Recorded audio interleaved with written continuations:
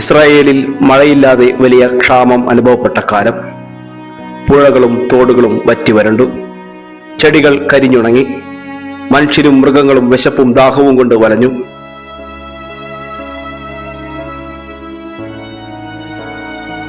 ഈ സമയത്ത് ദൈവം തന്റെ ദാസനായ ഏലിയ പ്രവാചകനോട് ഒരു കാര്യം പറഞ്ഞു. നീ എഴുന്നേറ്റ് സിദോനിലെ സെറാഫത്തിലേക്ക് പോകുക. അവിടെ ഒരു വിധവയെ നിന്നെ പരിപാലിക്കാൻ ഞാൻ ഏൽപ്പിച്ചിട്ടുണ്ട്. ദൈവകൽപ്പന അനുസരിച്ച് ഏലിയ സെറാഫത്തിലേക്ക് യാത്ര തിരിച്ചു. ദൂരെയുള്ള ആ നഗരത്തിന്റെ പടിവാതിൽക്കൽ എത്തിയപ്പോൾ അവിടെ ഒരു സ്ത്രീ വിറക് കഷ്ണങ്ങൾ പെറുക്കുന്നത് അദ്ദേഹം കണ്ടു. ദാഹിച്ചു വലഞ്ഞ ഏലിയ അവളോട് ചോദിച്ചു, മോളെ, എനിക്ക് കുടിക്കാൻ അല്പം വെള്ളം തരാമോ? അവൾ വെള്ളമെടുക്കാൻ പോകുമ്പോൾ അദ്ദേഹം വീണ്ടും വിളിച്ചു പറഞ്ഞു, കൂടെ ഒരു കഷ്ണം അപ്പവും കൂടി എനിക്ക് കൊണ്ടുവരണമേ. ആ സ്ത്രീ നിന്നുപോയി. കണ്ണു നിറഞ്ഞുകൊണ്ട് അവൾ പറഞ്ഞു, ദൈവമാണേ സത്യം, എൻ്റെ അടുക്കൽ അപ്പമില്ല. കലത്തിൽ ഒരു പിടി മാവും ഭരണിയിൽ അല്പം എണ്ണയും മാത്രമേയുള്ളൂ.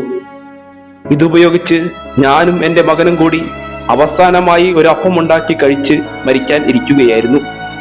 അതിനായി വിറക് പെറുക്കുകയാണ് ഞാൻ. എന്നാൽ ഏലിയ അവളോട് പറഞ്ഞു, ഭയപ്പെടേണ്ട, നീ പോയി പറഞ്ഞതുപോലെ ചെയ്യുക. എന്നാൽ ആദ്യം എനിക്കായി ഒരു ചെറിയ അപ്പമുണ്ടാക്കി കൊണ്ടുവരിക. അതിനുശേഷം നിനക്കും നിന്റെ മകനും ഉണ്ടാക്കാം. കാരണം യാഹ്വേ ഇപ്രകാരം അരുളി ചെയ്യുന്നു, ഭൂമിയിൽ മഴ പെയ്യുന്ന നാൾ വരെ നിന്റെ കലത്തിലെ മാവ് തീർന്നു പോവുകയില്ല, ഭരണിയിലെ എണ്ണ കുറഞ്ഞു പോവുകയുമില്ല. ആ സ്ത്രീ ഏലിയയെ വിശ്വസിച്ചു. അവൾ വീട്ടിൽ പോയി തന്റെ കൈവശമുള്ള അവസാനത്തെ മാവ് കൊണ്ട് അപ്പമുണ്ടാക്കി ആദ്യം പ്രവാചകന് നൽകി.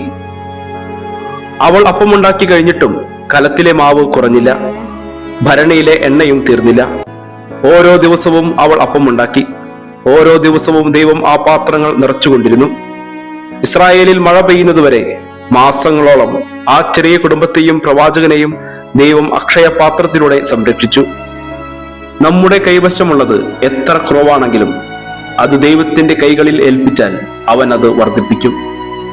പ്രയാസങ്ങൾ വരുമ്പോൾ ഭയപ്പെടാതെ ദൈവത്തിൽ വിശ്വസിച്ചാൽ സെറാഫത്തിലെ വിധവയെ സഹായിച്ച അതേ ദൈവം ഇന്ന് നമ്മെ സഹായിക്കാൻ വിശ്വസ്തനാണ്.